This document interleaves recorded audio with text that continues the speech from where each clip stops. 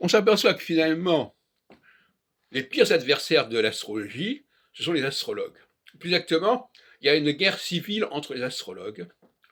Et donc, les uns sont des anti-astrologues pour les autres groupes, pour l'autre groupe. Pour moi, les gens qui défendent le thème natal sont des anti-astrologues. Et il y a des gens qui considèrent que moi, je suis un anti-astrologue parce que je ne veux pas en entendre parler.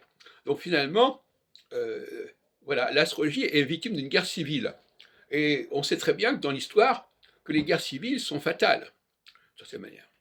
Alors qu'est-ce qu'il faut faire? Il faut trouver une solution. Mais euh, il est clair que euh, certaines avancées de la recherche astrologique peuvent énerver les astrologues d'un autre camp.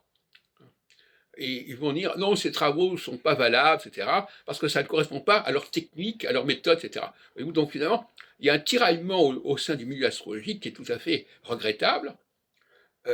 Et je pense que la seule solution, c'est qu'effectivement, il y a un divorce quelque part, et qu'on ne dise pas, qu'on ne mette pas tous les astrologues dans le même sac. Moi, je suis pour un rapprochement entre l'astrologie et la théologie, par exemple, entre l'astrologie et la technique, et d'autres astrologues sont un rapprochement entre la nature, l'astronomie, euh,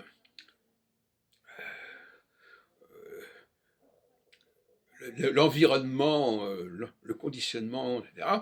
Et donc, ce sont deux options complètement différentes, et je crois que l'astrologie a tout intérêt. Pour mon, je ne dis pas l'astrologie, pour moi, l'astrologie que je défends et qui est pour moi l'avenir de l'astrologie, c'est la théologie.